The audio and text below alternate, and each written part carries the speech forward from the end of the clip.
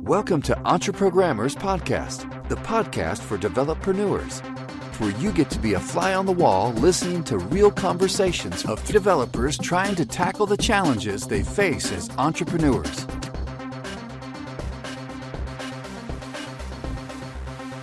This episode of the EntreProgrammers is brought to you in part by Barometrics.io, SaaS analytics for Stripe. Have you ever wondered what your lifetime value is for your customers? Or what about the churn rate? How often you're losing customers? Are you calculating that junk manually right now? I sure hope not, because you've probably gouged out your eyes if you are.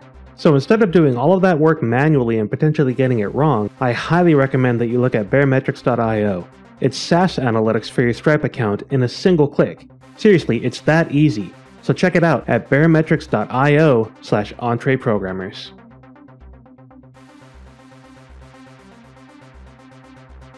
We're on air. I have to say that now every time because... No, it's all right, we're live. Okay, or we're live, whatever. All right, we're live on air. In there. All right, we're on air live. Yay! So we've got Rob Wahlin with us today. So that's pretty awesome. It is. Yeah.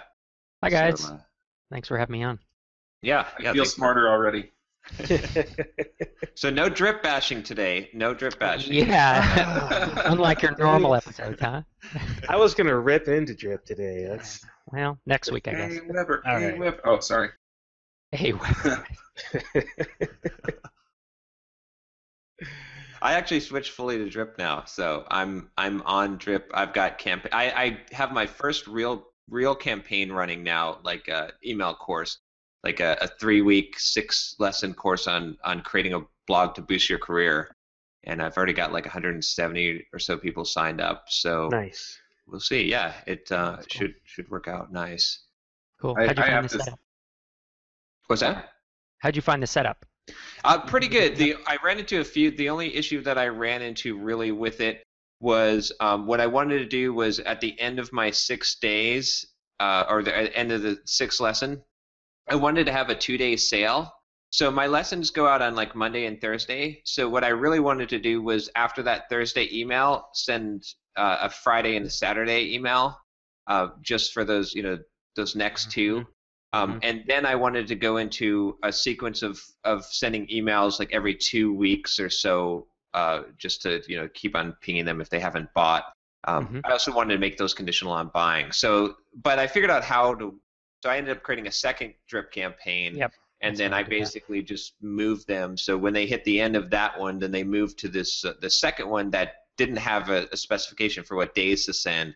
And so it would send those 2 back-to-back emails for the sale, and then it went into the long, every 2 weeks or so, pinging them and sending an email. So Yep, that's exactly what I would say. That's kind of the whole point of that's the original thing we built the automation for, was to allow you to move in and out of campaigns, So yeah. Cool. But yeah, it was great. I mean, I think that the whole process was very smooth. It was a lot smoother than trying to set up automation in MailChimp. They've got that now, and it's working pretty good. But it's still a lot smoother for the specific purpose. I want to create an email course. I want it to be sequential. I want to put the days space them apart a certain amount and be able to move this around if I want to. But yeah, it worked out pretty good. I'll have to see what the conversion rate ends up being. I got a goal tracking working on there, so I'm really happy about that. And we'll see. But I have high hopes for it. Cool. Awesome. Glad to hear it. So let me ask you a question. In and check it out. I think it'll make my life easier. Yes, definitely. Let me ask you a question, Rob, unrelated to drip, but since you are kind of the marketing expert amongst us here,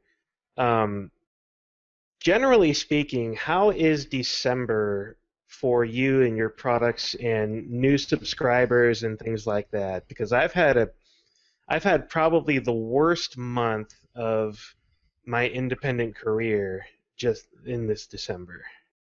Yeah, December's never a good month for B2B stuff for any of my products. The only time I have good Decembers is when I do an end of the year sale, and I'll mark everything down 20-30%, or I'll do an annual plan, and you can move a bunch out because you have that tax reason, right? It's like if you want to write it off in as an expense in 2014, do this. When I've done that, and I've done that a lot we've done it with the Academy. I did it with .NET Invoice. I've done some annual stuff with Hittail, then I'll have good months, but it's a short-term thing, right? It's a discounted thing of people who probably were going to buy in the next 60 to 90 days anyways. Yeah, B2B, everybody's kind of snoozing. I have heard that with some more enterprise stuff where people actually have budgets they have to stick to and a budget's going to go away, that you could potentially make sales, but I just don't sell to clients, to customers that are big enough. And since I'm SaaS anyways, no one's going to, it's not like you sign up to spend $5,000 at a chunk. It's like, hey, I'm going to sign up for a $50 plan. So yeah, that's not surprising, man. I actually had .NET Invoice a couple years ago. Sales dropped from November to December, like 80% drop. And that's not uncommon because it's a one-time sale, right? It's like everybody's snoozing. Last 2 weeks were taken off, and you really don't want to start new software or new, a membership site at that point. So it's a bummer. Yeah, I kind of figured that, and I basically screwed myself in my little launch I did last week because it wasn't like a big thing. It wasn't even something new. I was basically just taking my existing screencasts and taking a select group of them and putting them out there as a package for people that are not subscribers to go ahead and be able to purchase and download.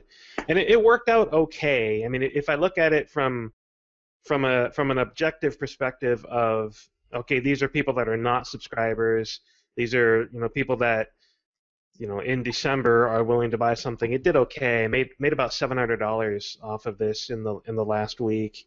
But it was disappointing to me because in prior years, before I had my screencasts as a subscription service, an individual launch of even a bundle like this of existing screencasts would do $1,500 to $2,000 within the first week. So it's, on the one hand, it's disappointing that I didn't get up to that point, but on the other hand, yeah, okay, it was dumb of me to wait this long into the year, the week before Christmas, essentially, and not have done this back in November with the Cyber Monday sales or whatever it was.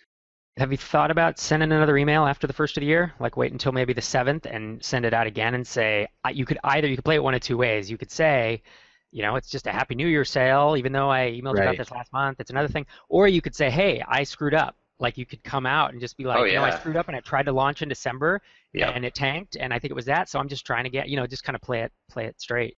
I like that. It's not a bad idea, actually. I like that second angle, actually. Hey, this was a bad idea. I'm going to try again. I think I might do something like that. And I might put together a second bundle for that specifically, because I've got a number of screencasts that all fit together in little series, and so I might put a different one together and either make it a part of the I screwed up sale or just launch that second one on its own. Hey, I like it. The I screwed up sale. Yeah, that's cool. I think it's cool if you actually named it that, Yeah. In the subject line. Nice. You can use all these failed gifts, right? Yeah. Right. It'd be awesome. Just totally theming around, sucking hard. The dog at the computer. It could be so funny though. Oh, you'll sell just based on humor, man. That's an awesome sellers. Perfect. When I did my How to Market Yourself as a Software Developer launch, the email that I sent that did the most sales was the humorous one about like this is actually being written by some guy from Ecuador or whatever, and Simple Programmer is just a lie. And that zany, crazy email did the most sales, right? So humor sells. Yeah. That's cool. So, John, I'm just curious, if you're planning on doing a launch then, would you wait until the beginning of the year then? So if you have some product or something that you wanted to launch? Oh, absolutely. Yeah. Meaning if I had something ready, like if it's not even second week of December, a friend of mine is launching, it's codetree.com is what he's doing. It's a issue tracking that sits on top of GitHub, and he was kind of coming to the point where he was going to do another mini launch like about a week ago, and I was encouraging him not to, And it's not that you can't, it's not that you never should, but I think you'll probably get 25 to 50% less sales than if you wait until the first or second week of January. So you just got to weigh that, It's like, do you really need the cash, or do you just are you able to wait a month and get more out of it? Yeah, I was kind of hoping for one last big win before the end of the year. Right. And it did okay. I mean, if I look at it from the perspective of, okay, my screencasts bring in $2,500 a month anyways, and this month I bumped that up to $3,200. that's a pretty good win from that perspective. Yeah. It did less than I was really expecting it to do. Well, Sure. here's the other piece of this, Derek, is you have this is not like your other packages. Like this might have sold as well as like $2,000 or $3,000. You said you sold what, 700 about or so on it? Yeah, $700 worth. So that's, considering this is highly targeted. I mean, this is something. This isn't general JavaScript. This is now we're talking Mongoose JS, like specific. Like I think that actually did pretty well considering how highly targeted this is. And I think you're going to have a really long tail on this product because it's very like keywords targeting. If you have a few blog posts, like it's going to be a long tail on that. And then also like when people search for this, especially if you get on that Mongoose JS resource page, this is going to match them so perfectly. Like so you don't have the wide range, right? You're not going to make huge sales when you promote to your list, but the people that are looking for this thing, you're going to be like the only resource that exists for them, and they're going to say, shut up, take my money, I don't care what the price is. I could be wrong, but that's how I feel for this particular set of screencasts. Yeah, and I'm hoping there's a lot of truth to that. That's kind of the feeling that I got when I was putting it together. There are a few other people out there that are doing screencast series like this, but one of the guys that was doing it hasn't even recorded them. He's been pre-selling Kickstarter style. He raised like $2,500 selling it at $20 each for the pre-sales, but he hasn't even recorded it yet. So it's like, okay, people that are going to go look for this stuff, they're going to run into a few free resources on YouTube, some people that haven't actually recorded anything yet, and then there's my stuff, which is actually available. Which, by the way, I was going to suggest you need to up your YouTube. Like, you need to start putting more free stuff out on YouTube. Very short, 3 to 5 minute clips. Right. Because you'll pull for what you're doing. That's going to be great. If you can get a nice big YouTube channel, you'll sell a lot of subscriptions. Yeah, I've got a dozen or so things out there. My most popular thing is my solid JavaScript talk, and it just this week went over 10,000 views. Nice. Which is pretty amazing. That was a talk back in January of 2014 at CodeMash. One other thing that you may want to consider, if you go to YouTube and you look up Ruby tutorial, top listing is a friend of mine, Jake Williams, and he has a series that's essentially a tutorial on how to get started with Ruby. And I'm betting that if you did something like that for Node.js, especially since it's gaining popularity at this point, and a lot of people are using it for various different things, you could probably get stuff together so that it's and if you like this and you want maybe a little bit more advanced content, then go check out Watch Me Code. Right. The other thing that he's doing is he's actually worked out deals with like an IDE software company and a few other folks that have products related to Ruby, and he's worked things out so that he gets $1 per click for the links in his notes at the bottom. And so you could make an extra, set of income there. I'm looking at doing the same thing and also adding a link that says, if you want to get tips in your inbox, click here, and getting people on a mailing list. And so I honestly think that for a minimal effort, for the kinds of things that you don't even think about anymore while you're writing code, you could probably get stuff out there pretty fast. Yeah. And then if you put a new video out every month or every 2 weeks, and have them in a playlist, then it'll move the playlist back to the top of the list over and over and over again. Yeah. And so you can maintain your presence on YouTube that way. That's an interesting idea, because there are dozens of little things that I think about, oh, hey, I should record that. No, that'll take 30 seconds. It's not worth doing. Yeah. But having a series of videos on YouTube like that would probably be a pretty good idea. Yeah, that's how I'm planning on marketing Rails clips when I'm to the point where I have the videos in the bank so I can launch, and then I'll go back and I'll do the videos for the tutorial. Right. And I'll get the first 5 in YouTube, and then I'll just start pushing a new one out every few weeks. Right. Keep it current, keep it fresh. Yep. Another platform you could consider, because it also has video and it also has people paying and looking for stuff, is have you considered putting compiling, whether it's your best stuff or just a block of stuff, and putting it out on Udemy? Oh, It's yeah. just a one-time thing. It wouldn't be an ongoing thing, but even if you set it up as a loss leader and whatever, you'd have to figure. But 5 of your best screencasts, you need a full hour worth of content in order to do a Udemy course. Right. I set mine up. I have one on hiring a VA, and it probably took a couple hours to kind of get it all in there and write the copy and in their platform. But if you charge $29 or $49 and then use it as a thing to kind of get access to people as distribution rather than really trying to make a lot of money, they take half of people that they bring from their marketplace in terms of if you refer, I think they take 20% or something. So anyways, it all depends on how much time you have and how you want to put it together. But there's a lot of folks there, and it fits with your market, right? People are looking usually for like technical or marketing skills. They're willing to pay some money for something, and they're willing to consume video, and those are your sweet spots. Right. Yeah, actually, that's a really good idea.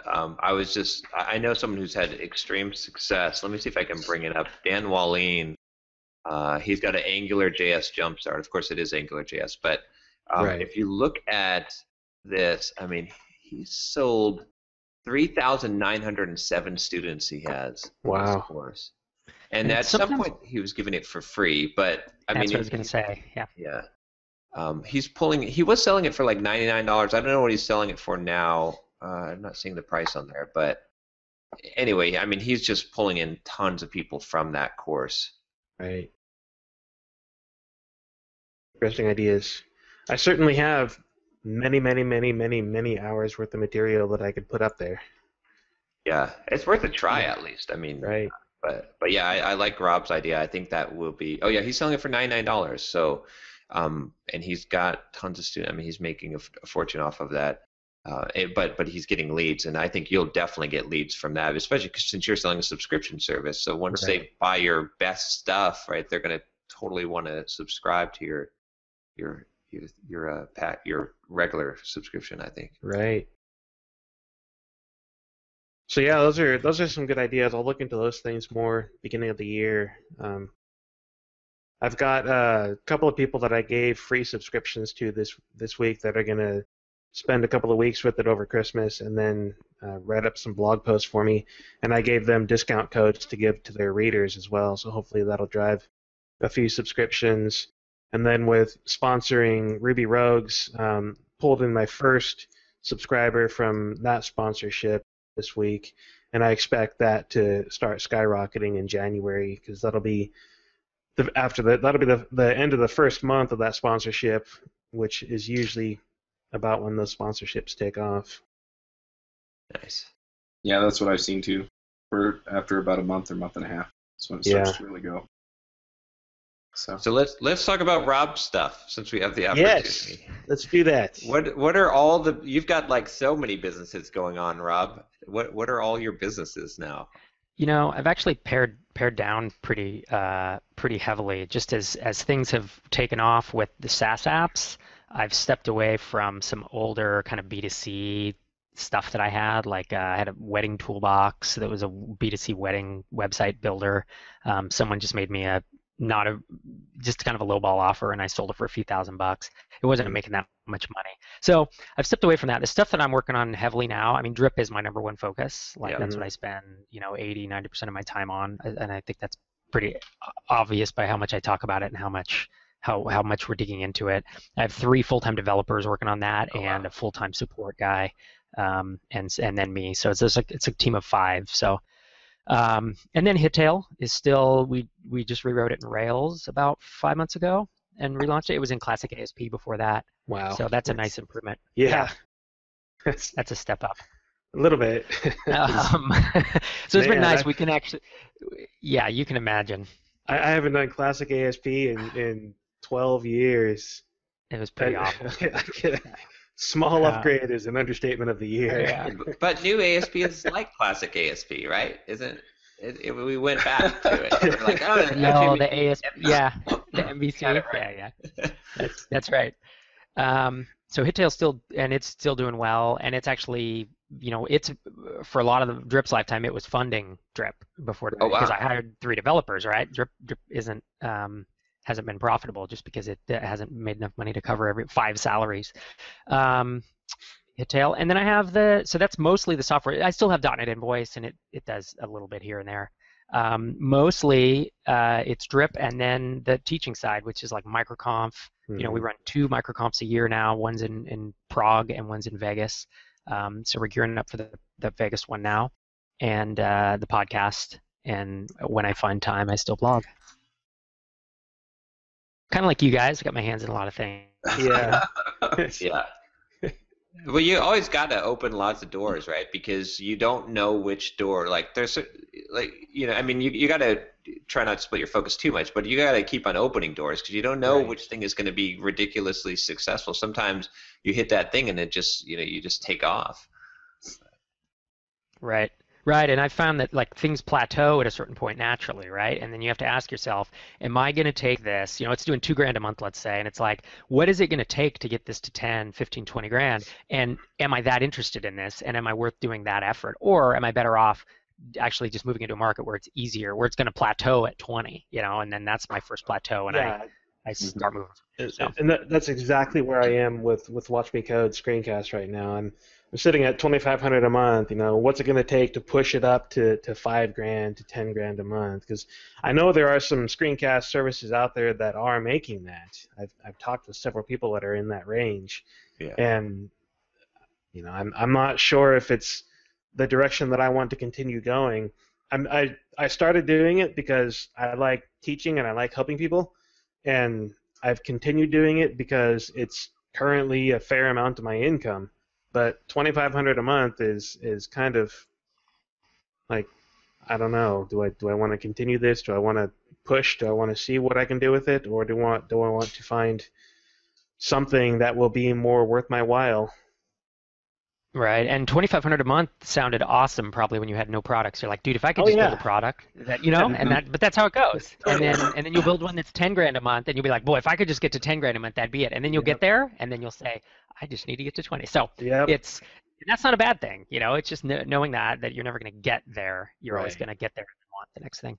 The difference, I'm curious, the difference between Watch Me Code and the services you've heard that do $10,000 a month. What on the surface, do you know what the biggest difference is? Is it market size? Is it price point? Like, do they charge a lot more than you?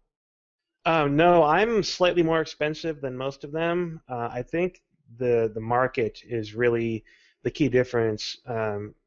One of them is based on Ruby. One of them is based on iOS. One of them was general development. He ended up joining another company. So there were market factors at play for sure. I think one of the problems that I have right now is JavaScript is a very, very, very large market, and there is a lot of material out there from a lot of people these days. It's the thing to be recording and blogging about and talking about in software development and web development these days. So I am getting kind of lost in the mix, and I haven't had a real good focus. I've been kind of all over the board in terms of the technology, the stacks that I'm using, the frameworks and tools and whatnot, and I haven't had a real good focus on what I am focused on what I'm talking about, what I'm doing with the screencast, because it's been me just talking about the things that I'm doing and learning anyways. I mean, I'm either going to blog this stuff or I'm going to record it as a screencast, and most of the time it doesn't make sense to blog it anymore. Yeah, it's hard for you to niche down in that market too. Then I know. I mean, you just have to get more and more exposure, like as you build, which it helps. Like, I mean, doing this podcast certainly helps, right? This podcast is growing. Like, there's a lot of different things, all the different mediums that are bringing you more. Your email list is growing. Like, my email list is shrinking. Oh, okay. Well, it's on a downward trend. In the last 4 months, I have lost 200 subscribers.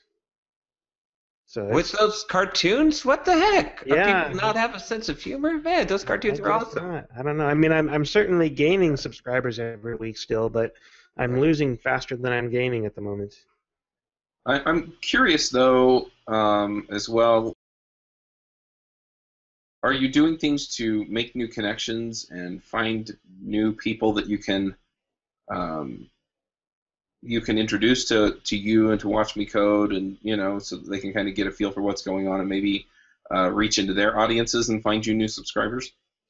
I haven't done a lot of that, but I am doing more of it. The vast majority of what I've done there in the past is just blogging.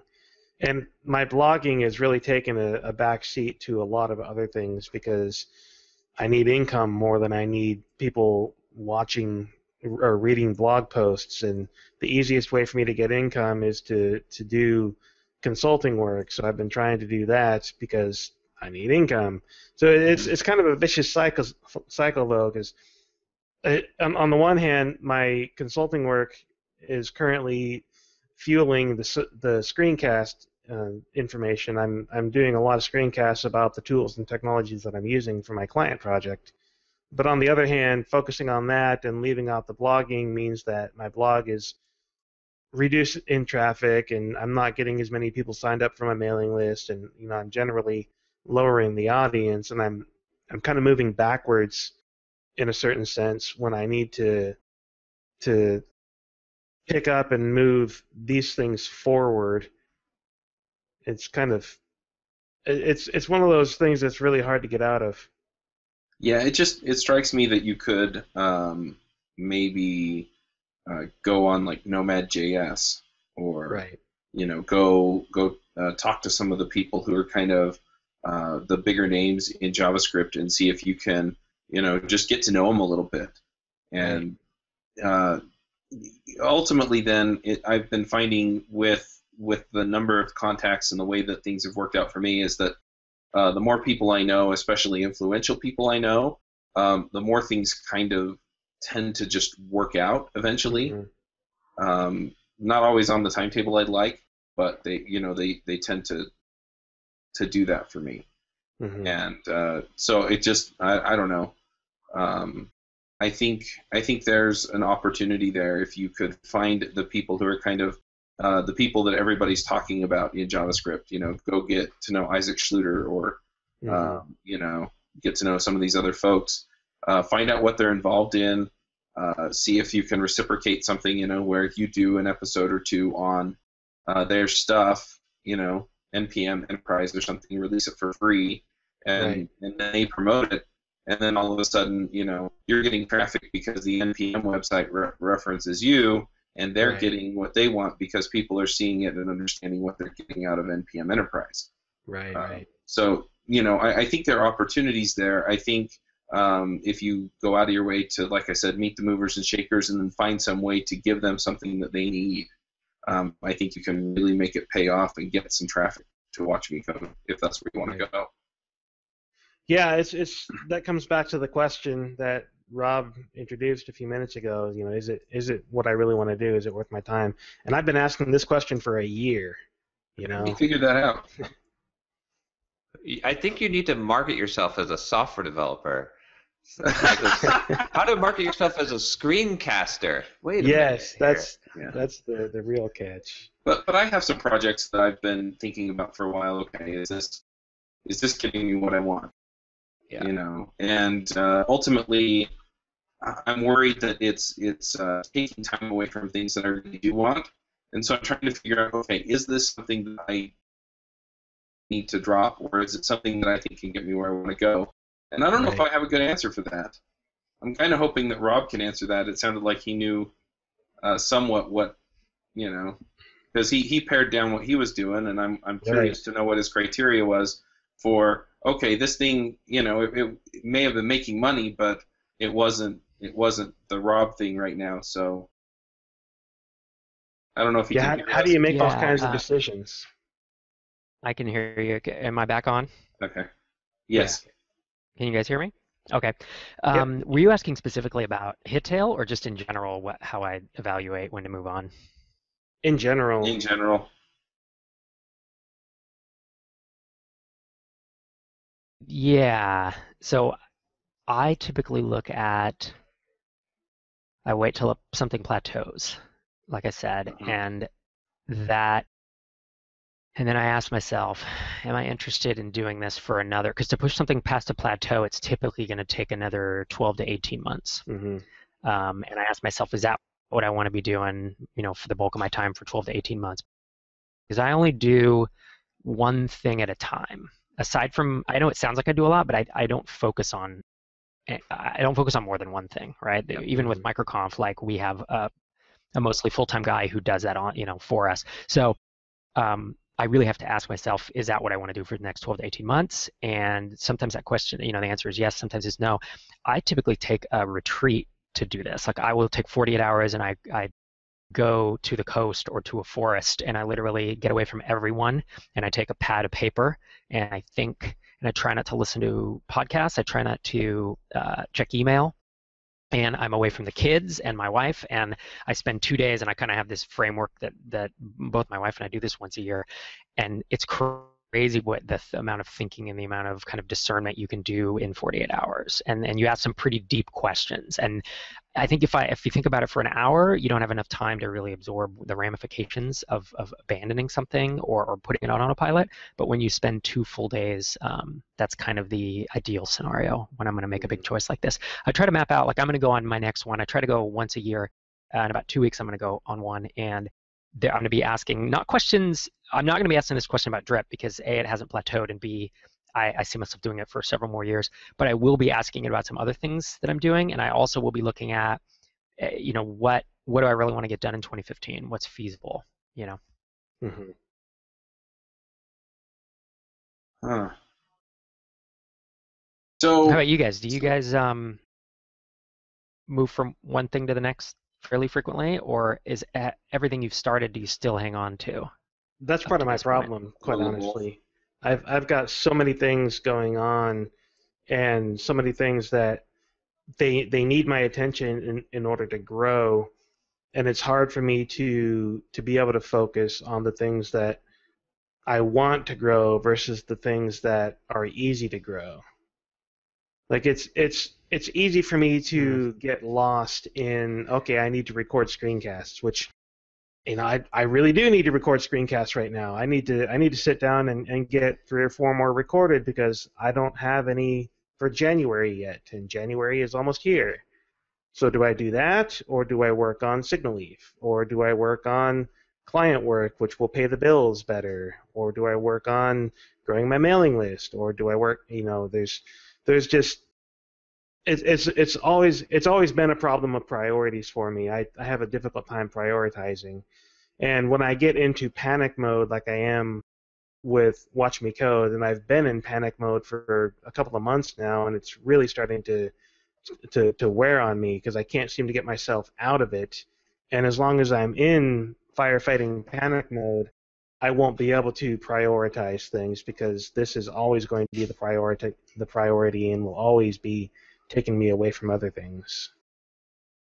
Right. Now, Yeah, see, I do. Okay. With Watch Me Code, you still do consulting on the side, right? Yeah, that's the majority of my income. I'm trying to eventually build my way out of consulting, but it's going to be a number of years. Your income. Yeah, I mean, to be honest, for me, if I were in your shoes, because I was in your shoes, 7 years ago or whatever, my number one goal was to go after whatever would get me to the point where I didn't need to work for anybody, where I didn't need to consult, Right. didn't need to do something. And I took on, I mean, you've heard I had a beach towel website, I had a bonsai tree ebook, I had crazy stuff. But the goal was to get to profitability. And I compiled this bit, I had like 8 or 9 different businesses. Some doing 500 a month and some doing 2,000 or 3,000. None of them were really doing more than that at the time. But I really did not like consulting, and I really did not like work. And I wanted to own all of my time in your shoes. And you have to ask yourself if this is your preference too, but is to take the shortest path to being able to buy out all of your time, even if the ideas that you're working on are not necessarily something you want to do for 10 years. It's something to evaluate. Then once you own all of your time, let's say you'd invested in Watch Me Code, then you could say, okay, now I'm going to do the long, slow SaaS ramp of death. through Signal Leaf, right? Because that one's, we know that's going to take years to get to a point of 10, 12 grand a month or whatever. Something to think about. Now, you do have, with that though, you have to ask yourself, even if I want to do that, do you have it in you to do Watch Me Code, to dive back into it essentially for 12 to 18 months?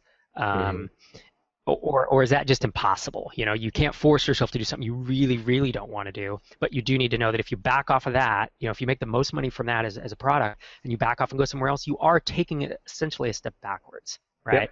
From, you're not doubling down on what's working for you. You're going to go to attack a new idea, and attacking a new idea always has more risk, and it's going to take more time. So that's kind of how I would think about it. I'd try to structure the decision, Yeah, and one of the confounding problems in there is the majority of the ideas, the majority of the code that I write with Watch Me Code and record comes from my consulting work.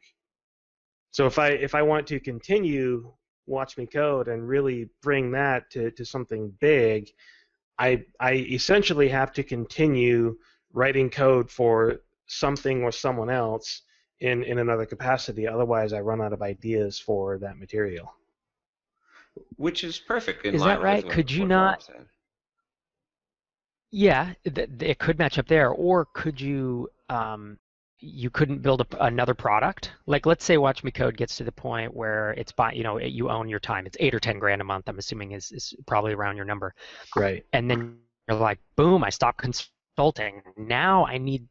Now it's like I'm gonna either just start coding I'm gonna start recording myself coding on Signal Leaf, or I'm gonna take on another project. I'm going to build a this or that component for something else I want to sell. You know what I'm saying? I'm not saying you can or can't. I'm just saying, is that a possibility? I think it could be. I don't know something that you need it for that. Yeah, that's the easiest way for me to get the material at this point because since it still pays the bills, it's easy for me to think about it that way. Because I can spend more time in consulting and I can do more interesting things and I can have that material there and readily available versus right now it's hard for me to justify putting a lot of time into Signal Leaf because it's just barely profitable, getting me like $10, $20 a month. And putting enough time into Signal Leaf in order to create the kind of material that I need for Watch Me Code is a significant investment at this point. It would be a worthwhile investment in terms of growing Signal Leaf and growing Watch Me Code. It's difficult to make that trade-off when I still need to pay the bills. Yeah, I wouldn't do that trade-off until Watch Me Code was paying your bills. Right. Yeah. Does that make sense? Because until then, you have the consulting work and you can use that as the fodder. Yeah, I think Rob is giving you perfect advice. Like, I totally agree with exactly what he's saying. Like, this idea of even if it's something you don't like buy your ticket to freedom. This is, I did the same exact thing, right? Like, at first recording Pluralsight videos was kind of fun. Well, okay, it was always hard. It was never really fun, right? But when I got to after recording, my first few courses, and then working a full-time job while recording 4 hours a night and then 8 hours to 10 hours a day on weekends, there was only one thought going through my mind that whole time, which was, I'm buying my freedom, I'm buying my time back. I have to do this, and I did it for the 2 years until I bought my time. And now I own my time back, and now I can do whatever I want to do. But I don't know. There's such a value in buying your time because once you don't have to do that consulting work, once you have that full time to devote to whatever you want, it's going to be worth it, and it's going to take time to get to that point. But I think you're on the road to it. I don't. Right. I think that and it doesn't. Signal Leaf is not the one, right? Because you're not going to. It's going to require so much effort to bring that up to the point that you're going to buy your time back. But Watch Me Code is definitely. We just cloned Rob. That was pretty dang cool. Two Robs in the room. You could also clone yourself if you could do what. See, if I could just take Rob's advice here and clone myself into the secret chat. of my success. Yeah. I said that to somebody this morning. If I could just clone 6 of me, I could get everything done. Exactly. But if you can really set that focus on buying your freedom so that you don't have to consult, then you've got 20 more hours a week that's going to make it so that you can do all kinds of other things, and if you want to focus on Signal Leaf at that point, you'll have the time. But yeah, I think my advice, like just going along with Rob, what he said, because I thought it was perfect, is just to say go with the Watch Me code. Like just try and pump that up as much as possible. Like expend your effort there till you get free. Because once you get free, then you're going to have so much more time and resource. So I want to ask a question, and I'm going to steal the spotlight from Derek a little bit. I'm sorry. Please do, because I'm tired of talking about me. But so my issue is that I actually bought about 3 months of freedom in October or September. And what I did is I got my sponsors for my podcasts to give me a year's worth in advance. I got several of them to do that. And so it freed me up to focus on devchat.tv, focus on the podcast, focus on all of the things that I have out there. And the problem is that a lot of these take up my time, and it's kind of funny how stark the difference is. Ruby Rogues, JavaScript Jabber, and Adventures in Angular, I have people asking me to sponsor those shows. And so then that in turn brings in enough money to pay for the podcasts, and I get to keep a little bit of that, not a ton of it, but a little bit. The issue that I have, though, is that the Freelancer Show and iPhreaks, for whatever reason, seem to be harder to find sponsors for. And so I've been considering dropping the shows, but, I mean, iPhreaks I've been doing for a year and a half. Freelancer Show I've been doing for almost 3 years, I think. And, they have a listening audience, and there are opportunities there, but I'm just not quite sure what I'm doing wrong to take advantage of that. And so, how do I decide whether or not to keep them? I mean, they take up time that I could dedicate to something else that would help people that are in my audience, those audiences or other audiences. So, how do I decide to kill something like that? Or not to kill something like that? Hello. I think we're losing Rob again. Those audiences. What was that? I think we're losing again, Rob. You guys hear me? Yeah. Yeah, we can hear you now. I was asking how large those audiences are for those two shows in terms of unique downloads per episode. I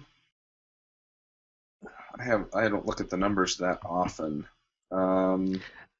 I ask because I'm trying to figure out what ad rates could be, or what if you tried to run a Patreon campaign for those, the amount of money. Because if it's a rounding error, then and you're not feeling it, then yeah, you're going to want to, bail on it to maximize your time. If it's a rounding error and you really enjoy those shows, then that's a different question. I would, if you're having trouble finding advertisers for it, you've heard of Patreon, I'm sure, patreon.com, yes. Where it's a monthly sponsorship, but you need. I wouldn't even think about running a Patreon campaign without maybe a couple thousand listeners, and I don't know how. I haven't run one myself. I just know some guys who've done it, and you basically get people to sponsor, $1 an episode or whatever, and you just try to build up that recurring revenue. It's going to be in the hundreds of dollars to start with, but over time, obviously, that builds up. So yeah, so iPhreaks gets about 2,000 downloads an episode. Okay. The Freelancer Show, I think, gets about double that. Interesting. Huh. Have you ever done any type of listener support instead of ads? Do you think it would work with your audience? I honestly don't know. I haven't tried it. I've talked to other podcasters, and the answers vary as much as the people involved do. Mm-hmm. So some of them, they do stuff like Patreon or what have you, and others don't. Yeah, it looks like Freelancer Show is about the same, about 2,000 downloads an episode. Hey, I've got an idea for you. I think you need to sell a product on Freelancer Show if you've got that big of an audience. And you know who'd be the perfect person you should sync up with to do that? Brendan Dunn. Brendan Dunn. Yep. Yeah. because he's got the double your freelancing rate course. And if you made a joint course with him, like some kind of joint venture, right? And it was primarily the product you sold to your freelancer audience. The difference about that audience too is they're freelancers, so they're used to spending their own money to buy things. So it might actually do better than advertising in that case, because I mean freelancers, I would think, will pay money to buy something that will help them make money, whereas the normal developer, it's a little bit harder of a sell, I think. I also think, I mean, I don't even know that you need to develop your own product right off the bat. Brennan does these co-webinars with basically, if you have an audience and you bring it, that he'll do the webinar and then sell an ebook at the end or sell a course at the end and then split the revenue with you. That could be your first start, just to see, and if that totally tanks and you make $40, well then you know not to build your own, But if that makes you a couple $1,000, then it's like, well maybe I should write an ebook, maybe I should do a series of videos or something like that. It leads to an easy way to get your toe in the water without building a product. I think that's a really good suggestion, John. And that's a better way to monetize than advertising or Patreon, but it's a different approach, I guess. That's what I want to do with Get Up and Code podcast also, as opposed to sponsorship, is I think that a fitness program, like a 10-week program with a diet plan, would totally sell to that audience, and they'd be willing to pay for it. Because if you've been listening to Get Up and Code for a long time, right, you're going to fork out over the money for something that's going to give you high value. Yeah, well, and ultimately, I'd like to have the primary sponsors on my shows. Advertising. I think I'd rather have the primary sponsors on any of my shows be products that I'm owning and selling. Right. Because then I'm kind of in control. Having an advertiser pay you for something means. Yeah. Sorry. There's obviously a lag on the line here, but if you're accepting advertising, it means that you're not monetizing your audience yourself, essentially, right? That someone else is paying you. You're basically a middleman, and they're making the bulk of the profit. The advertiser is, and so you're right. If you're advertising your own products, you are going to make substantially more money. Which it's actually. So the question is. Okay, sorry. Yeah, well, the question is, like, do you want, you have a lot of podcasts. Which of these are you interested in building products for? Or do you have the time to do it for all of these? That's kind of the thing. And how can you dip your toe in the water without running into, without spending too much time on each one? Because you don't want to spend 5 months to build a product for each audience. It's like figuring out that venture partner and seeing how well it converts, I think. Which is interesting, actually. That reminds me, I was actually going to bring it up this week, but we could talk about more maybe next week too. But remember the original focus, well, Derek, of EntreProgrammers. We started this podcast initially to attract an audience to essentially sell a service of a monthly, will help you create a mastermind group of software developers so you can get the benefit we're getting. We at some point we need to go back and revisit that, because that's, I mean, it's good that we have some sponsorship on this podcast now, but ultimately I think that's what will be the thing for this podcast, will be, because that's the super value that we can provide, is like how to organize and get because I mean, look at how much this is value, or how much value this has been for each of us. For our listeners. Like, if you can create that same experience for people who are listening to the podcast, I think that's that's our core. That's like the golden triforce of what we can provide. Right. Had to throw Triforce in there. Nice. That's true, and I definitely got my money's worth out of talking to you guys and having Rob walk around his office. So. Definitely. Internet problems here. Sorry about that, guys. It's all right. No problem. I feel like you're on the run. Like it's almost like James Bond. Like it's like it feels like that here. Yeah, it's like someone's like trying to kill you or something. Like, I don't know. Like, maybe you're like stealing files from some like headquarters, some German. Are you in a German base somewhere, like an old Nazi exactly base? What's happening. Yeah, I see the electrical panel behind me. And the bathroom right behind you is your escape route. And let's see, we got a Terminator 2 pinball game here. Nice. Nice. So I have another question for you, Rob. let's say that I get to the point where I'm buying my freedom. You know, maybe I'm doing something like Watch Me Code. Maybe I'm doing something else. Maybe I sell an ebook and it makes me millions of dollars. I mean, who knows, right? And I decide, okay, now that I've bought my freedom, I'm going to go do what I really wanted to do, and I'm going to build a SaaS product. How do you go about figuring out, first off, if that's something that people want, and then launching it in a way that people will actually find it and pay for it? I think I just asked a 6-hour question, and we got That is, it's so hard. Having just read, it's like the further away you get from launching something, it's like, it wasn't that bad. It's like having a child, and then your wife forgets how painful it was. Like, it's totally like that launching a SaaS app. Right.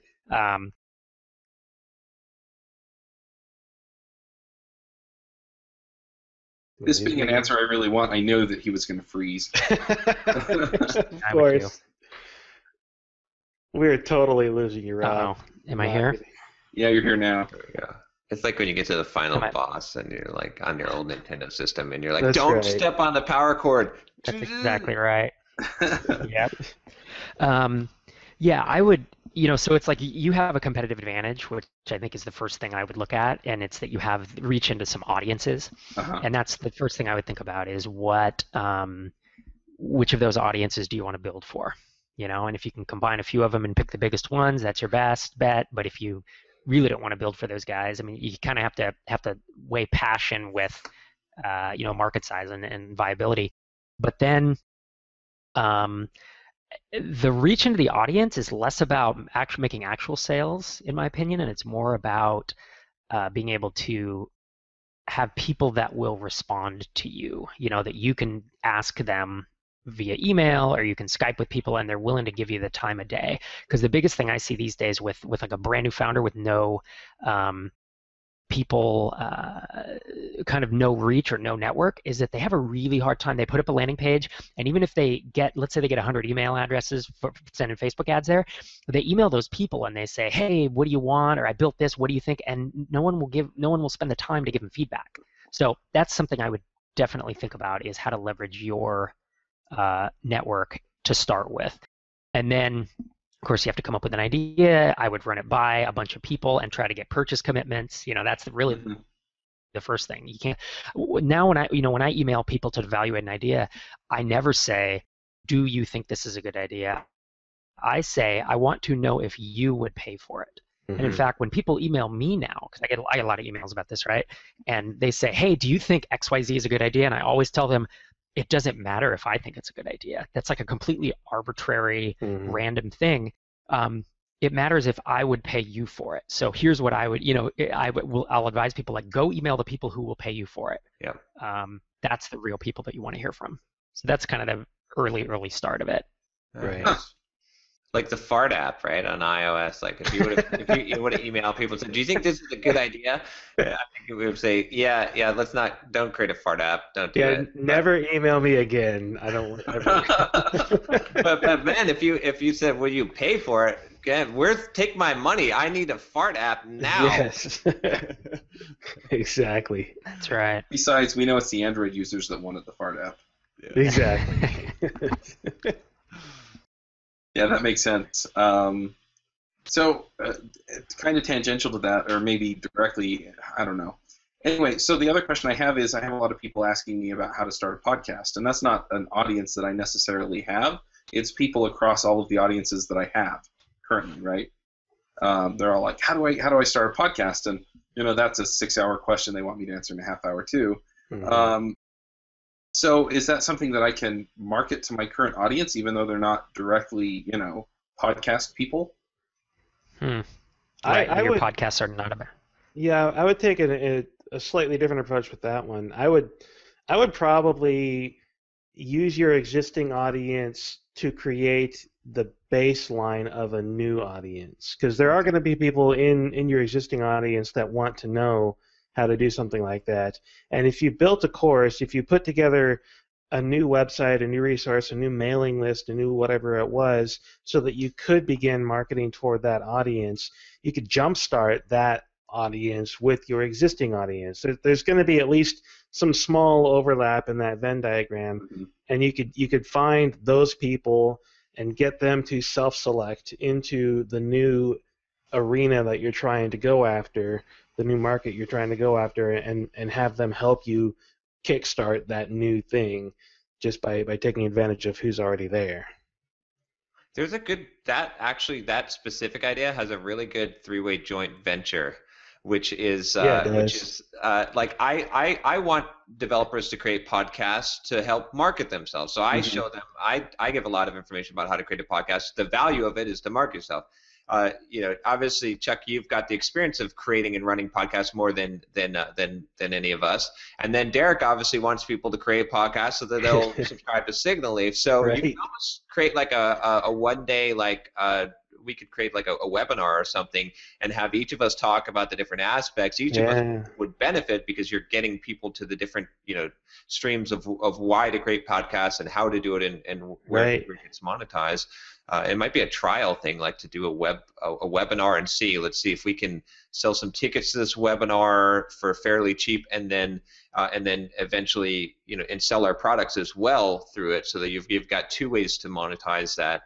But I think that would be a good test too, and we'd have all of our audiences. Obviously, probably the biggest audience would be Chuck's reach through all of his podcasts, but that might be something. Yep, I agree. I think that sounds like a pretty good idea to me.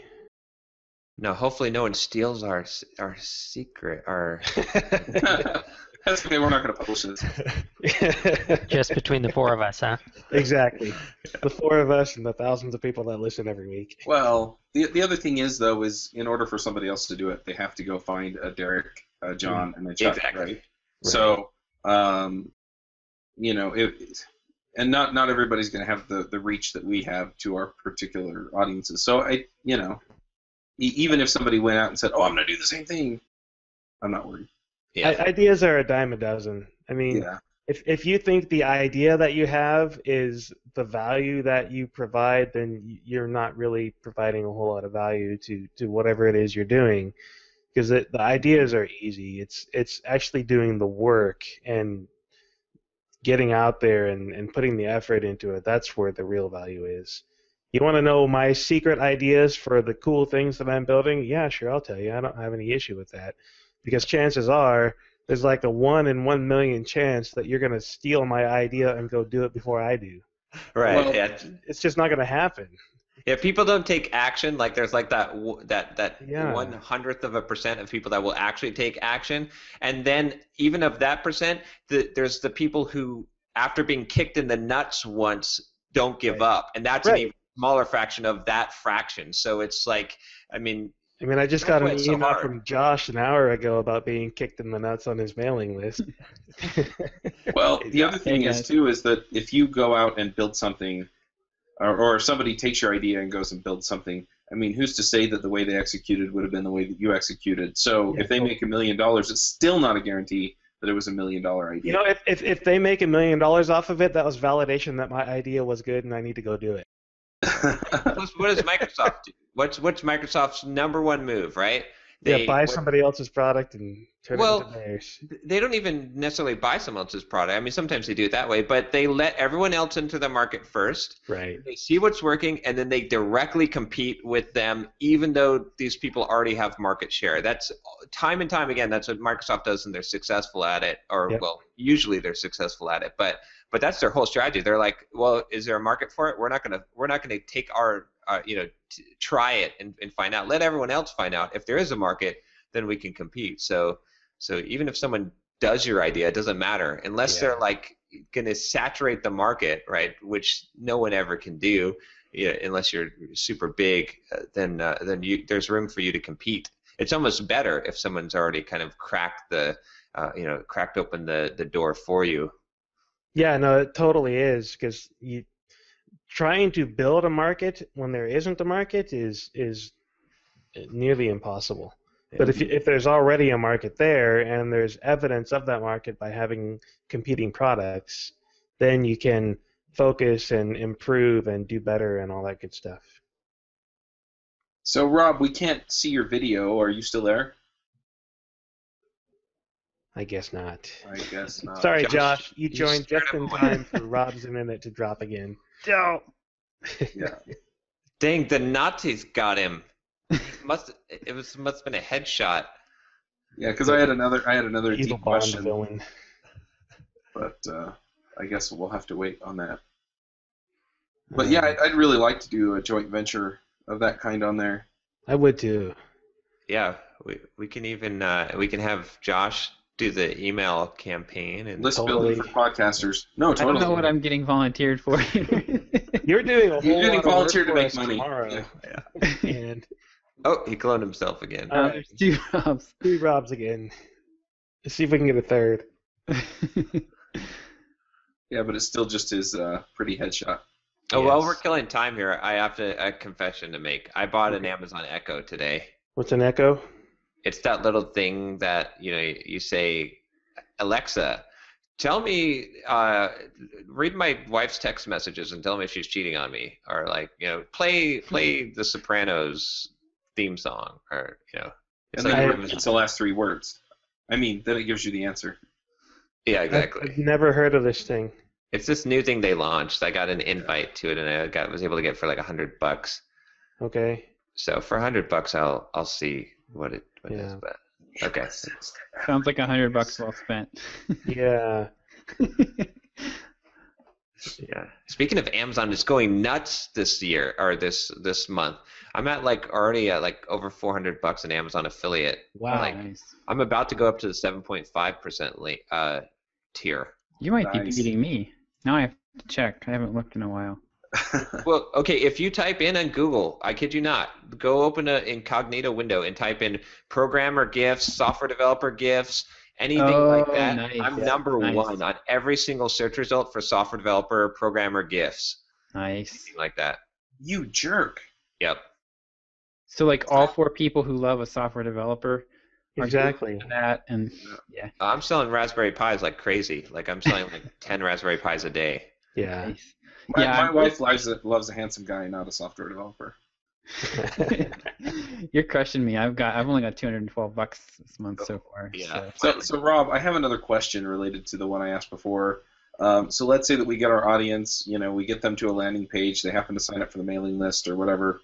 Is that the best way to get the word out when we're getting ready to launch the product? So let's say that we've gotten some kind of validation. Would you buy this? Yes, I'd buy this. We get a whole bunch of those. So how do we get those people to actually buy when it's out, or have them know that it's out when it's out? Definitely email.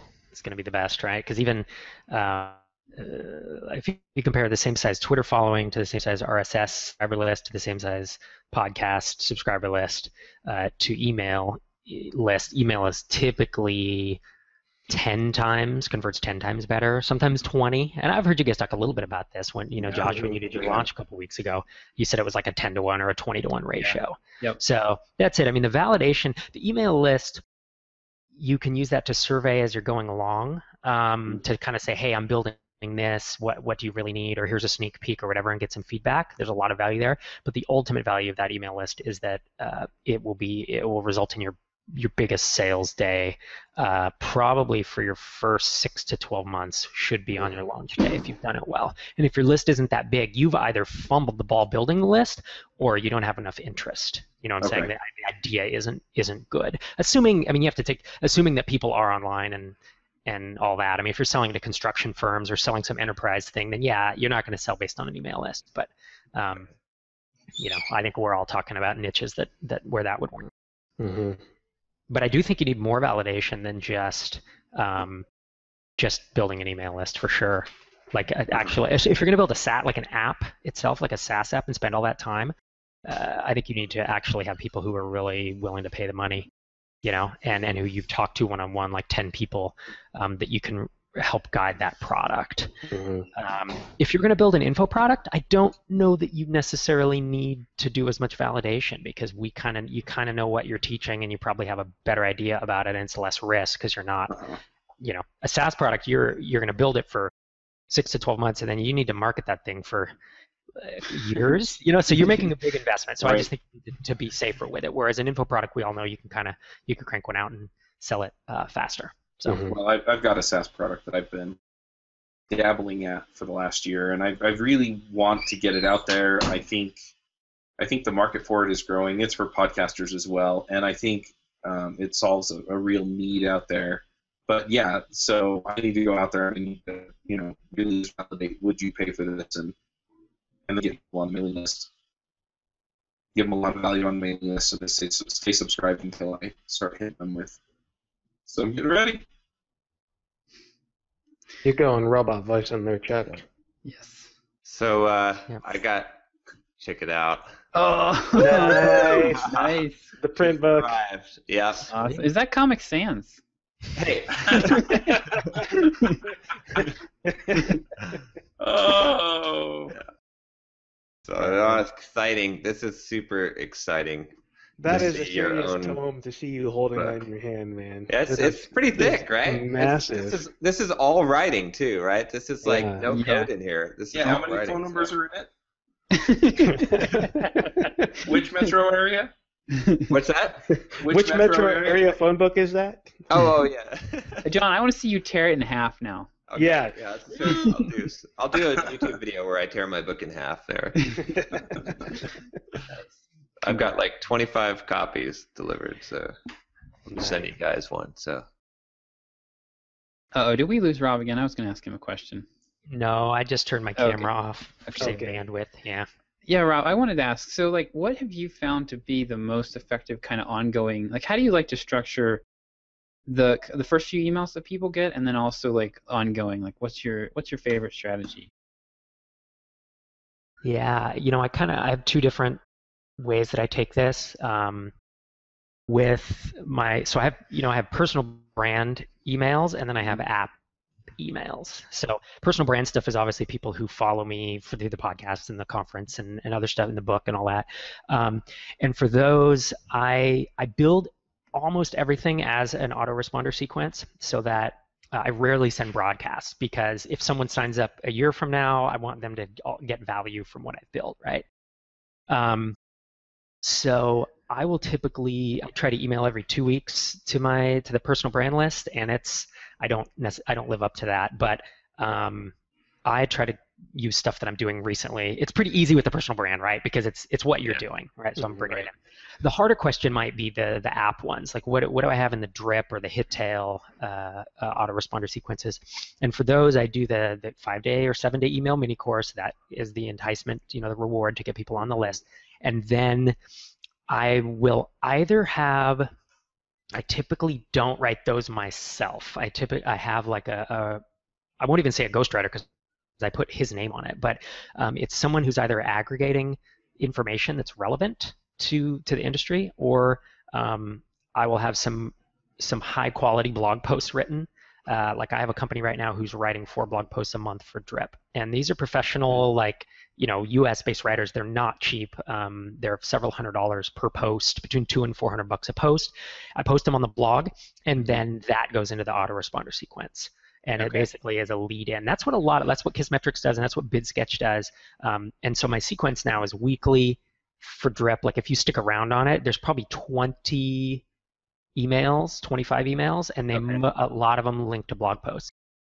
That is not the only way to do it, and it's probably not even the optimal way to do it, but for the amount of time I'm able to invest, that's where I've stopped. If I were to handcraft every email, and actually, it would obviously be better, but that's where I am. Do you pitch at any point in those sequences? I typically, yes, I do. And especially during that email mini course, the first 5 to 7, I gradually ramp up the pitches, right? So let's say you have a 7-day mini course. It's a really soft, maybe a PS in the first one, and then the second one's like, hey, I'm sure you know, but this is from Drip. Here's all the good information, and then this is from Drip. If you want to get there faster, use Drip. And then in the third one, in 4th and 5th, I just kind of ramp it up. And then I lay off it after the mini course. I typically lay off it for a few emails, and then I start putting it back in the PSs and mentioning it in the bodies. So, the emails. The bottom line is the emails after the first 7 convert a lot less than the first 7, because everybody, you get a lot of unsubscribes on that 7th one, and that's because that's kind of what you promised in the course, and that's fair, right? But it's still valuable. I mean, again, going back to like BidSketch or like other people who are doing this content marketing stuff and using emails for it, if you build a list of 30 or 40,000 over time, even those emails that aren't converting great still bring in a nice volume of trials. Mm-hmm. So, what kind of conversion, if you don't mind sharing, what kind of conversion rates do you see off of your courses to trials and then to paid? Yeah, that's a good question. I used to know that by heart. I know that with the HitTail one, for a long time, it was converting. See if I can do this and not wreck the call. Are you downloading a web page? Yeah, exactly. A whole web page. A whole web page. Well, if there was a product or service that could track the emails that I'm sending and tell me when somebody converted. Well, remember, everything that Rob is doing is super encrypted because of being in the Nazi base there. So That's right, being in the James Bond dungeon layer. like, if he wants to download 1K, it's actually going to be like 500K. So. Because it has to go through Tor and all that. Yeah. That's right. While you're Yes. looking that up, I'm curious, do you put pitches in the course, like in every email in the course, or do you wait till the end, or what? I gradually ramp up the pitches. I do one early on, and then I kind of make it. I won't say there's never a hard sell. I mean, if you go to, hittail.com and sign up for that course, or getdrip.com and sign up for that, you'll see how I pitch it. It's not super strong, and I try to give information that they could use without ever using the app. That's the idea, right? Right. Yeah, it looks like HitTail converts at about between 2 and 3% of subscribers convert to a trial. Okay. And then Drip is, and this is overall. See, it says 5%. I'm not sure that seems high to me. I'd need to dig into this. It's our sponsorship, Yeah, that's right. So that's overall. What about during the course? Do you have those numbers? Yes, I do. Let me see. Drip launch list. And I imagine most of those come kind of like mid to late in the. Yeah, you can actually see. It's kind of cool. I can at least tell. Yeah, you can go to individual emails in Drip, of course, but you can actually go and see the click-through rate, and the open rates are way higher on the 7th email of my courses than of like the 4th, 5th, and 6th. There's just more engagement because it's 7 of 7, Yeah, it's a trip. And then after that, it always gradually just decays over time. So, on that 7th email, if you get a 40, 45, or 50% open rate, you'll just see it go down 2 to 3% forever after that. And so 10 or 20 emails down the line, you're at like a 30% open rate. And that's just the way it goes. That's just the law of having lists. Right. You guys know this as well. Yeah. That's one thing I've realized about the huge list that I got from my contest. I wasn't sure how to interpret the open rates and stuff that I got from it. And I've come to realize that it's basically what I did was I crammed like 10 years worth of list growth into 10 days. Yeah. So, that's kind of like what my list would look like if I'd built it naturally. I'd have those lower open rates and lower click-through rates because people would have dropped off too. Right. So it was just kind of like this accelerated process. It's interesting though, as my list is like aging. I'm finding that the people that are sticking and opening now are becoming like super fans, right? They're super hyper. Anything that I send, they'll consume. Like because when I send out that email for my book launch to get people to review it on Amazon, I'm at like over 500 people that opted in out of my list of 6,000.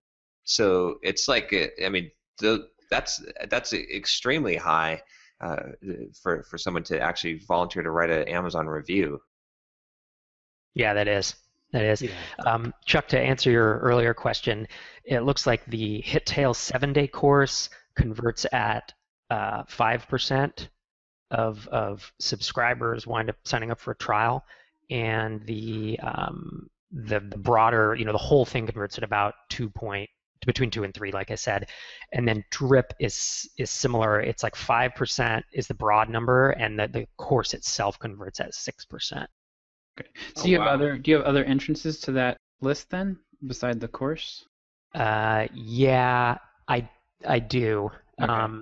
Yeah, we have other tunnels in from trial users and from we actually have 2 different courses running that then go into a main course. So it does get hard to kind of peel out what's doing what. Yeah. Nice. That's a pretty good conversion rate. I mean, I know. 5% versus like your typical sales page is going to be what, 1 to 2% after you probably optimize it. So. Right. Well, it's because you're able to touch base with them so much. It's like every week they get an email from you, and it just gives you so many more chances to do it, obviously. So which stage do you optimize first? Do you optimize your list, or do you optimize the landing page? Yeah, that's interesting. You mean in terms of, so you have, like, let's say you have a SaaS app that's actually selling, and then you have a landing page, and then you're building a course. Boy, I would typically start with, it depends on how much traffic you have, but I would typically start with the landing page and do some split testing there. The thing is, you can do both. It's not that hard to do both at once, right? Doing a landing page is like an hour or two to tweak some copy and run a split test, and then you could also run a split test in your course. I've done, surprisingly, split testing, as much as I love it, I've done very little split testing in email sequences. Even though we built Drip, that was one of the pain points I wanted to solve. I've done like 3 split tests in the past 6 months. It's like we should all be doing them all the time, but it's one of those things that we know we should be doing, but I don't think I want to split test individual emails would be nice to be able to do, so that you can like optimize your sequence, like start rotating in individual emails, see if the click rates that'd be pretty cool to be able to do. Obviously you can do subject lines and delivery time and from name. That's all you can do in Drip right now. So you can definitely do open rates, but if you want to do the body, it's on our list for sure. Josh has actually requested that. And understandably so.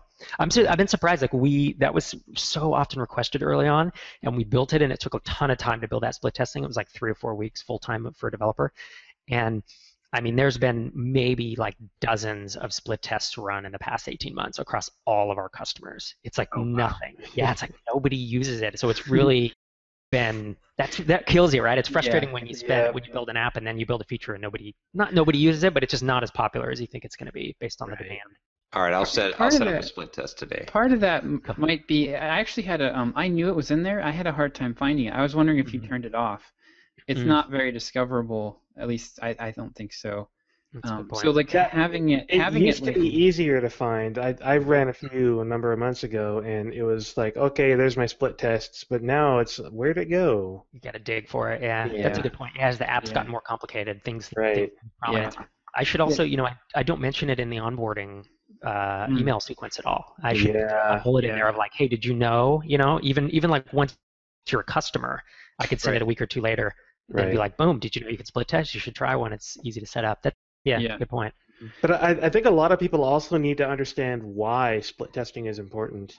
My wife and I actually had this conversation a number of times, and we recently started recording a podcast together where we just sit down and talk about psychology, because she's a social psychologist and does a lot of research and a lot of real scientific analysis and statistical analysis and whatnot in the research that she does. And I've learned a tremendous amount about why we need to do a lot of these things from talking to her about psychology and about her research. And I think there's a huge gap in that knowledge in software development, in product development, in sales in general. A lot of people hear things about, split test. Yeah, that's great. Why? What's what? What's the real? And what as well? I think there's a giant gap in between somebody that knows what it is and somebody that is actually doing it, and that gap is typically the education of why and what value it brings and what benefit it brings and things like that. I'd talk to Rob about this, but what I really want to see is I'd love to see split testing just baked into the whole app from end to end. Almost like how when you create a new Rails app, or maybe iOS does this too. You create a new app and it like volunteers to create your unit tests for you, or it might just create them. I'd love to see that where you build a new campaign and it's like assumed that you're going to be split testing these 3 things or whatever, and it kind of sets it up for you a little bit. it kind of pushes you down the path to success, because it is tough to know. I mean, like, a lot of people do it wrong and they start testing colors of fonts or like the shape of their button or something, and that's really not where you want to start. That'd be kind of cool. Like if it was like Mad Libs, if it was like, okay, give me a noun of something that smells, and you're like, okay, we've crafted these 3 subject lines for you, and we're automatically going to. Nice. Perfect. Oh. That is Drip's next feature right there, is the Mad Lib email campaign. That could be like another option, Rob, when you start a campaign. It's like, do you want to pay us to write one, or do you want a Mad Libs one? That's right. Yeah, totally. Take your chance. Mad Lib split testing. I love it. Yes. There we go. I work with a realtor client to do like just print brochures for his marketing stuff, and we've joked a lot about using lorem ipsum text in the brochures, because we're not sure anyone really reads them. So. Yeah, and it's hard to split test those, huh? Yeah. So I just got an email just as we were talking from someone that says, "Hey, I noticed you changed your email provider from MailChimp to Drip. Am I right? I was wondering because I'm using MailChimp for my email list. I heard you mention it somewhere else. I'm curious if you could share with me what is the reason for the change." Send him joshuaearl.com/drip, please. Yes. Okay. Hey, wait a minute. I happen to That's a referral link. Nice. Nice. Nice. Yeah, I maybe I have to do a blog post or something on that, because enough people are asking me, like, why did I switch from MailChimp to Drip? And so, yeah, maybe I should do some kind of post.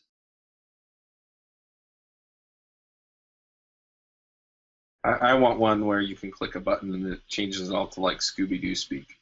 Oh, Raggy! One thing I'm trying to figure out with the whole email thing, man, I've got these like complicated sequences and whiteboards, because I ultimately what I'd like to do is I'd like to make it so that people are coming in from different places, and then they go on through the campaign or whatever if I set one up, but then they eventually go to my weekly email list, and that's where I send the broadcast emails. But they also, I want them to automatically subscribe to my RSS, and I have this all set up now. So, like, if you come in through my Drip campaign for my how to create a blog course now, you'll come in there. You'll at the end of that sequence, you'll move over to the extended sequence where you'll get emails, but you'll also move over to my weekly and my RSS, so that I can. But I kind of want to be able to, like, I don't know. It gets complicated, and maybe I'm making it too complicated, but I definitely want people to be able to like subscribe to the things that they want to. So if they want to opt out of RSS, don't opt out of my whole list. Just, you don't need RSS. Okay, that's fine.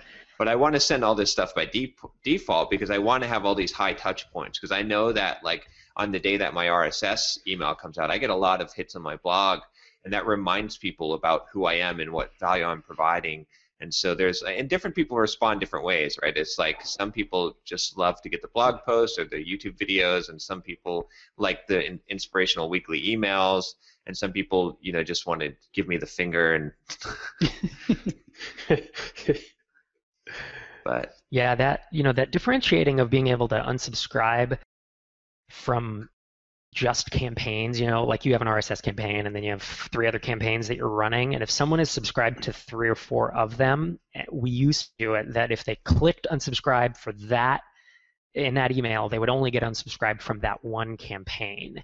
And Josh ran into an issue with it. We had another person with a big list run into issues. Is when people click unsubscribe, they think that they're never hearing from you again. That's just the overwhelming thing. Yeah. And we had a guy getting multiple emails per week, and he was like, "This never happened with Aweber, This never happened with Aweber." And it was like, well, of course it doesn't, because that's how they work. And I found myself explaining that, and then I was like, you know what, we're not doing this right. We have to change this. So, and Josh had this happen a week or 2 ago, where people had clicked unsubscribe, but you had like 1,000 or 1,500 people who had clicked unsubscribe, and it had unsubscribed them from just that campaign, but they don't understand that, So then when you send a broadcast, they were pissed. And honestly, I don't use, for that list, I don't even use the campaigns. Like I only send broadcast emails.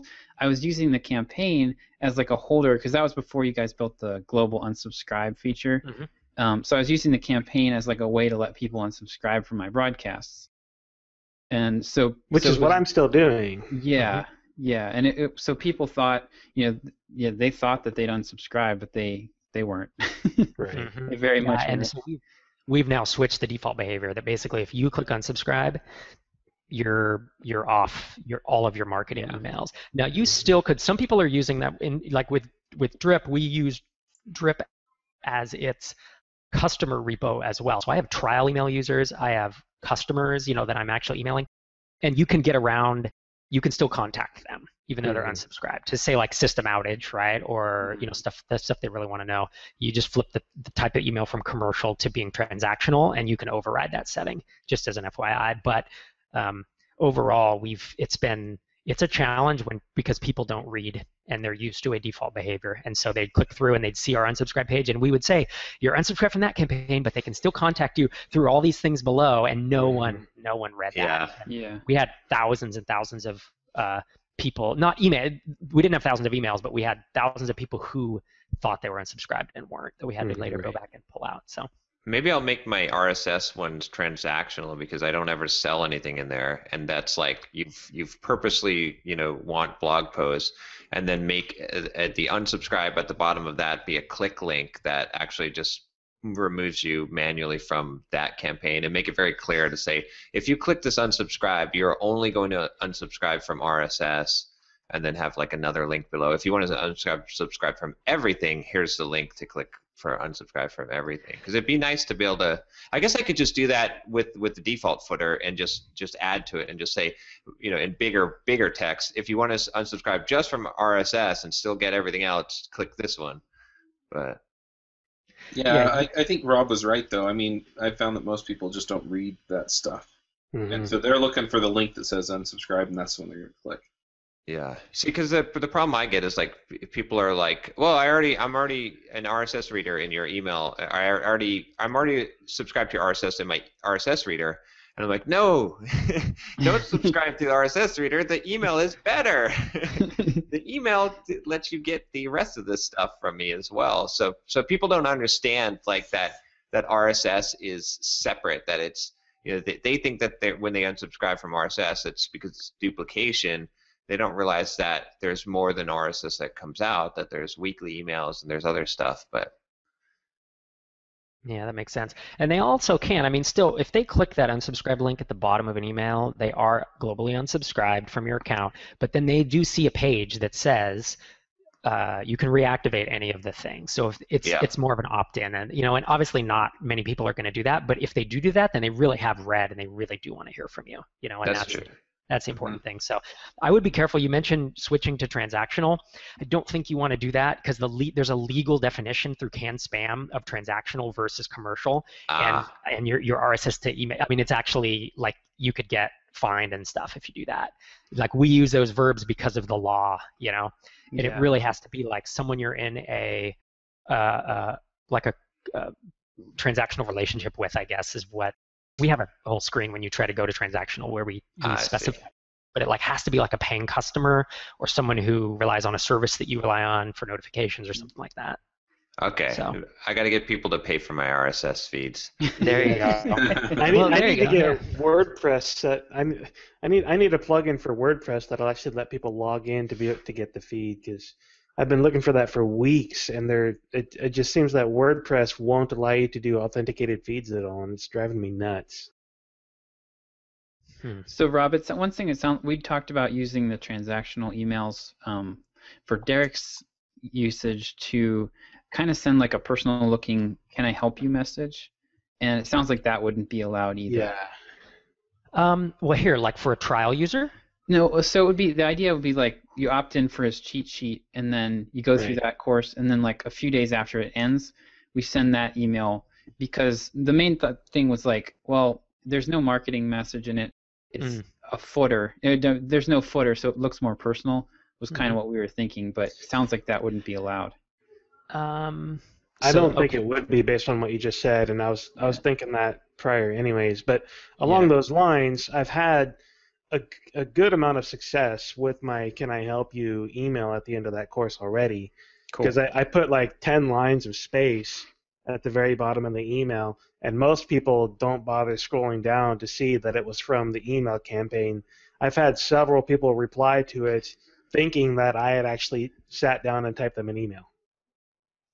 You did. Yeah. You just did it.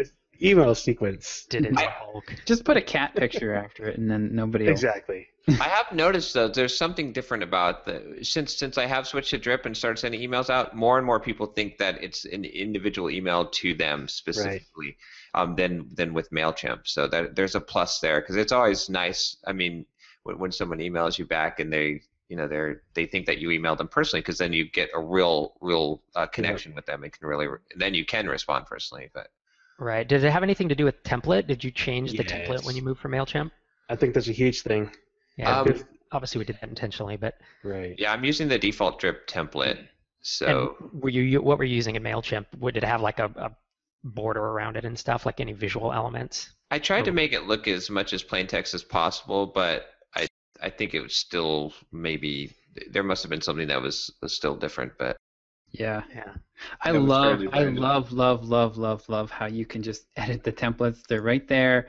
Yeah. I think it took me 2-3 hours one day of hacking around to make something that looked in MailChimp that looked like a plain text email. Mhm. I had to take their plain quote unquote plain text email, export it, and then hack the crap out of it to get it down to what I wanted it to be, which was just like a single column, like 500 pixels wide of text. And it was a real pain. So I would like another kind of template though. Yeah. I would like to be able to put, because at the beginning of all my emails, I put the subscriber dot first name, right? So it'd be nice to be, and then dash.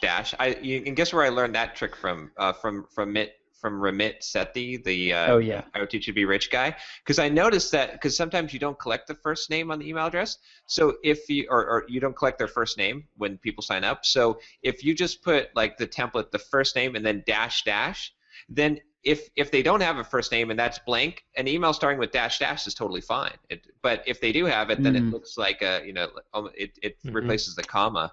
But I'd love to be able to put that at the beginning of everything, and then at the bottom, dash John devcareerboost.com or simpleprogrammer.com, because you do that for every single email pretty much in the thing. I guess I could put it into the I kind of experimented with putting it into the hacking the HTML template to put that in, but it'd be nice to have a way to just automatically just put this in every time, and then or start my email with this in there, and then I'll fill in the text.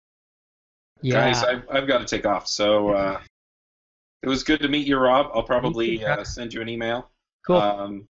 Because I'd love to connect, maybe Sure. a little more one-on-one. But yeah, this has been terrific. I've definitely gotten my money's worth. Nice. Get what you pay for. Huh? Exactly. More than that. Anyway, thanks, guys. It's good to see you, man. Yeah. See you, Jack.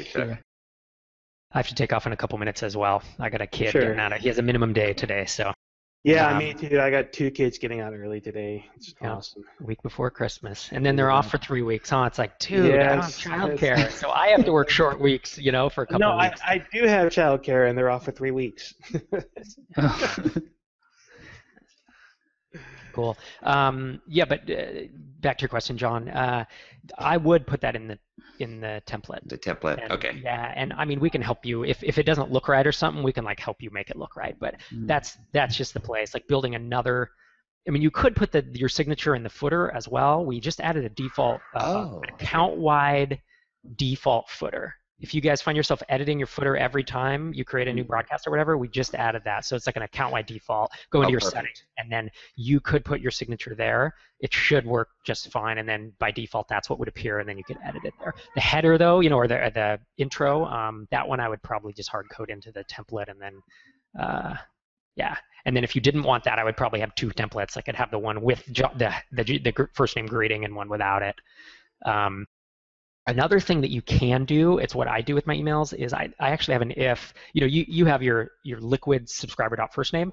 I have a little if in there, and I could send you the code, but it's something like if subscriber.firstname is empty, then put there. I want so I have that code. Hey, I put hey space and then that block. So it'll say hey Josh, or if there's no name, it'll say hey there. And there is a little hey there, but it's what I hey friend. Yeah, you can put friend or something. I mean, I started doing hey, it's Derek. That's kind of cool. So you don't have to. Yeah. Yeah. You don't have to I worry about never the first collect names on any of my stuff. Yeah, I don't either. I wish I had it. I collect first name on everything. I know it hurts my conversion rate a little bit, but I don't do a double opt-in.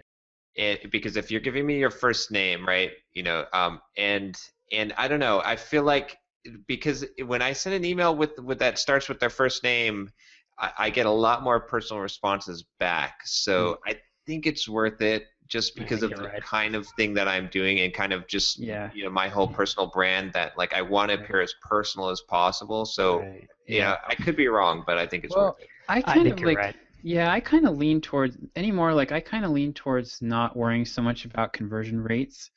And I mean, like, because you really want the people that are going to be the most responsive, and if you lose like the bottom 5%, who cares, really? Yeah. I mean, they're probably going to unsubscribe anyway. So they're not going to be your best customers. Yeah. But one question I had, Rob, since I'm also on single opt-in, what do you guys do? Like, so if somebody just types like ASDF at ASDF.com, what happens to that email address? Like, do you guys stop sending to it at some point, or? Oh yeah, absolutely. Yeah, if there's a hard bounce, it's out, and if it's a soft bounce, then we give it 3 soft bounces in a period of time. I forget what the period is. And you just automatically unsubscribe them. We do, because we have to. Yeah, otherwise, man, you can't have a list with a bunch of bounces in it, or else it reflects poorly on all our sending domains and IP addresses. For sure. Yeah, because MailChimp makes that kind of obvious that they're cleaning your list, and I just wasn't sure how you guys are. I should probably do a better job of making that obvious then. Yeah. Yeah. The other thing we're looking at adding, it's not looking at. I mean, it's in the feature list. Is someone's maintaining a list of all those single-use emails, like Mailinator and those. Yeah. Yeah. So we want to basically block those at the client. So that if someone does josh@mailinator.com, that we actually say, boom, like bounce them in the form and say, like, this is not a valid email. Right. Because that's another place where I don't know that those ever bounce. I think they're kind of zombie people on the list, Okay. I don't know how long those last for, but yeah. I don't know if MailChimp does that or not, to be honest, but I want to do it. Yeah, that makes sense. So you guys are still working, I presume, on the lead scoring stuff? Yes, that's literally in the works. Like awesome. Derek's in the middle of it right now. Awesome. And that's all these things. It's like, that won't be too bad, and then we get in, and it's like, oh my gosh, and we have to do this, and we have to do that. So it should be cool when it's done, like everything.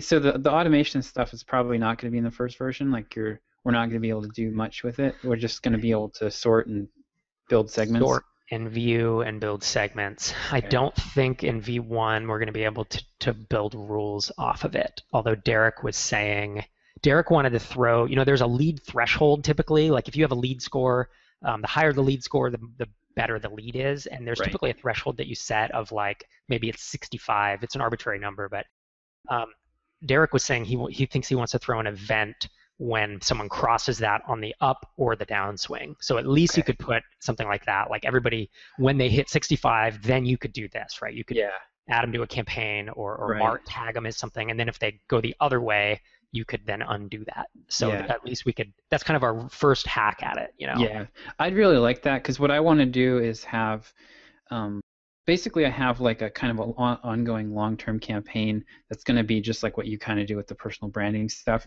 And I want people, once they've clicked maybe 2 or 3 links, to just kind of get dropped onto that automatically. Because I'm going to have all these entry points that are just basically 5-day course type deals, and those will go on for a while, and they'll get spaced out further and further. And then I want people that are engaged on that to get dropped onto my main kind of central ongoing campaign. And right now the way I'm doing it is it's kind of tedious, because I'm making tracking links for each email, and then if they click on, but I mean, clicking on something once versus I'd rather them click on something 2 or 3 times before they get kind of opted into the other thing.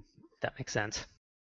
So, I'm definitely looking forward to that. Will we be able to do list cleaning with that too? Like, like pruning. I want to delete everybody that hasn't opened an email. So that is actually a separate feature that we have already built, and it's not live. It's a pull request right now, and the reason it's still a pull request Can I have is commit complicated. rights? You want, yeah, exactly. To the core, to our trunk repo. Not Josh commit, right? It'll be unstable. You'll be like this Chrome Canary. How come Drip's crashing all the time all of a sudden? Chrome Canary.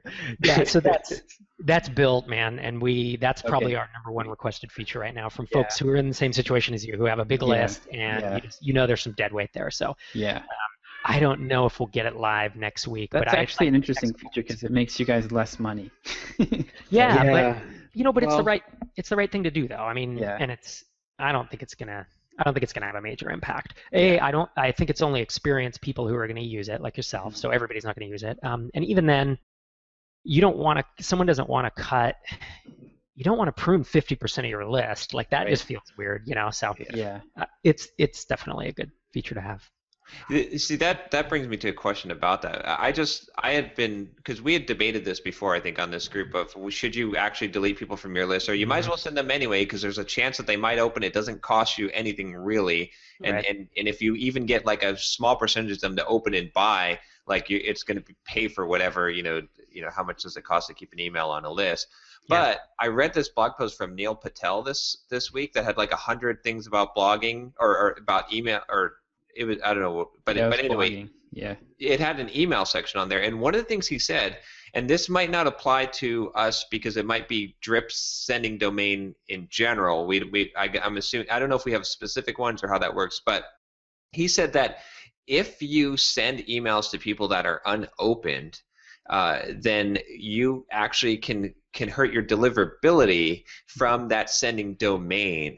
I don't know if he was misinformed or if that even matters, because if we're all on the same sending domain for Drip, then that matters for you in general by adding this feature, but not for us specifically. But that would be the one thing that would set me over to say, if that's a true statement, if you are more likely to end up in people's inbox if you only send emails to people that open and click, then that would make sense to trim your list. Right. How interesting. Yeah, so to be honest, I think before Gmail, that was not true, right? There's no other email provider, because you can only know who's opening if you're a client, right? And I know that at Microsoft with Outlook doesn't care. They're not doing any type of sophisticated spam filtering. If Gmail is doing it, and I don't know, I've never heard anyone say that, but it makes sense that Gmail is probably doing that as a signal. If they see the same email go into 10,000 inboxes and nobody opens it, that's a really negative signal. And Google's all about signals, both with their search and their spam filtering and all that stuff. So I wouldn't be surprised if that was true.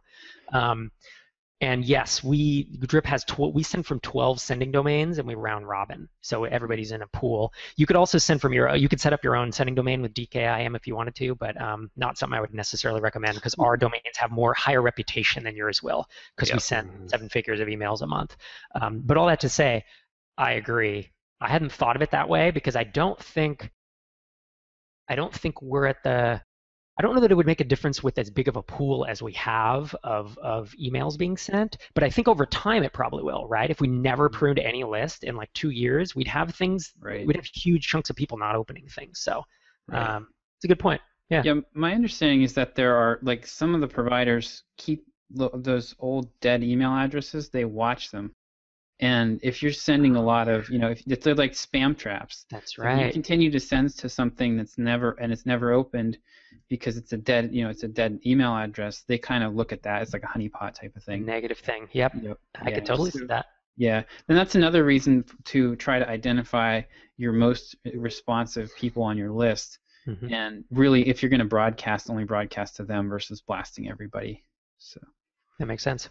Yeah. But again, that depends on having the sending domain. So in our case, like if you're using Drip, if you're not setting up your own sending domain, at the individual user level, I would say it makes sense to keep your because it's not going to affect you at that level, right? It's only at the bigger level. Right. Yeah, that's true. Unfortunately for us, I guess. Most people, yeah. You hope that, exactly. but most people, it doesn't matter even if I say that on the air, right? Because most people will not do that because they're not going to hear that advice. They're not going to follow that. Most people will, intrinsically, they will think I must clean up my list, especially when given a feature to do so, and so they'll do it. So That's right. Yeah, so I mean, Well if somebody really wanted to damage you, they could go spend a couple of $1,000s with you to send a bunch of spam email, right? Yeah, that's right. That would hurt us way, 10 times or 100 times more than having a low open rate. Yeah. Uh-oh, don't piss off North Korea.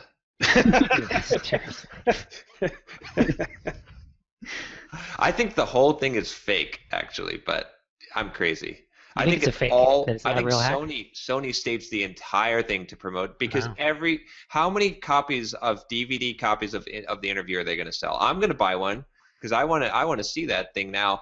Even though I know that it's probably all a scam, but I think they totally and not only did they sell the interview, but they got publicity for all of their properties. I mean, sure, their stock price took a big hit, but overall, Sure, they're fighting off bankruptcy now, but overall, Sure, a whole bunch of people got threatened with physical violence, and sure, there's a whole lot of people that have lost millions of dollars, and I still think maybe I'm tainted because I'm reading Ryan Holiday's Confessions of a Media Manipulator right now, but I'm sure he agrees with me. I'm sure he's the one person in the world that would agree with me because it totally looks like a setup. I mean, they're on the top page of every single news site. On Hacker News, like 3 or 4 articles, top page. Like overall, I think their brand does well. They're like in a year or so time.